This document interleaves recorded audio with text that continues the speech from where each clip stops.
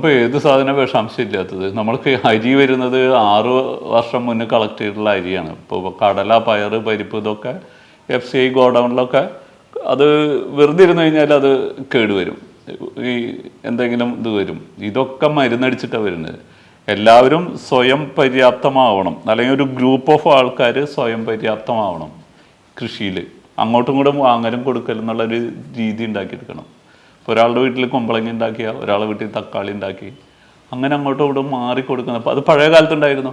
നമ്മൾ ഒരു കുമ്പളങ്ങ ഉണ്ടായിട്ടുണ്ടെങ്കിൽ അത് മുറിച്ച് അടുത്ത വീട്ടിലേക്ക് കൊടുക്കും. അവരെ വീട്ടിൽ എന്തെങ്കിലും ഉണ്ടെങ്കിൽ ഇപ്പോൾ ചക്ക ഉണ്ടായി, കടച്ചക്ക ഉണ്ടായി, ഇതൊക്കെ ഉണ്ടെങ്കിൽ ഇങ്ങോട്ടും കൊണ്ടുവന്ന് തരും.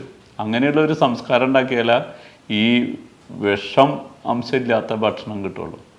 ഇപ്പോൾ നമ്മളിപ്പോൾ ഒരു കാര്യം ശ്രദ്ധിച്ച് നോക്കി, അമ്പലങ്ങളിലൊക്കെ ഉപയോഗിക്കുന്ന ഈ തുളസി ഇതൊക്കെ വിഷാംശമില്ലാത്തതാണെന്ന് നമുക്ക് പറയാൻ പറ്റുമോ?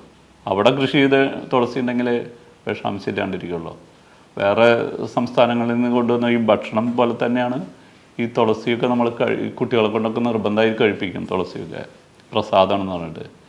ഇതൊക്കെ മറ്റ് സ്റ്റേറ്റുകളിലൊക്കെ മരുന്നടിച്ചിട്ട് തന്നെയാണ് ഇങ്ങോട്ട് കൊണ്ടുവരുന്നത്. അപ്പോൾ എല്ലാ കാര്യങ്ങളും അങ്ങനെയാണ്. നമ്മൾ ഇതിലൊക്കെ സ്വയം പര്യാപ്തമായി കഴിഞ്ഞാൽ മാത്രമേ കാര്യമുള്ളൂ. അതും പച്ചയായി ഞാൻ കഴിക്കാൻ പറഞ്ഞാൽ അത് നമ്മൾ ഉണ്ടാക്കി കഴിക്കണം, എന്നാലേ പറ്റുള്ളൂ. അല്ലാത്ത സാധനങ്ങളൊക്കെ നമ്മൾ ഈ പറയുന്നത് പാല് കുടിക്കണം എന്ന് പറഞ്ഞു കഴിഞ്ഞാൽ പാല് ശുദ്ധമായ പാല്, അതാണ് ഞങ്ങൾ ഉദ്ദേശിക്കുന്നത്. അല്ലാണ്ട് എവിടെ ഉണ്ടാക്കി എന്നുള്ളതല്ല. പാല് കുടിക്കണം, നിങ്ങൾ പാല് കുടിക്കുന്നത് നല്ലതാണെന്ന് പറഞ്ഞാൽ നമ്മൾ പശുവിൻ്റെ പാലെന്ന് പറഞ്ഞാൽ അതിനൊരു ഇത് പറയുന്നുണ്ട്, അതിൻ്റെ എങ്ങനെയാണ് പാലെന്നുള്ളത്. അപ്പോൾ ആ പാലാണ് കുടിക്കാൻ പറയുന്നുള്ളൂ. അപ്പോൾ പച്ചയ്ക്ക് കഴിക്കണം എന്ന് പറഞ്ഞാൽ കുമ്പളങ്ങ കഴിക്കണം, മത്തങ്ങ തക്കാളിക്കൊക്കെ പച്ചയ്ക്ക് കഴിക്കണം എന്ന് പറഞ്ഞാൽ പ്യുവറായിരിക്കണം എന്നുള്ളത് മനസ്സിലാക്കണം നമ്മൾ.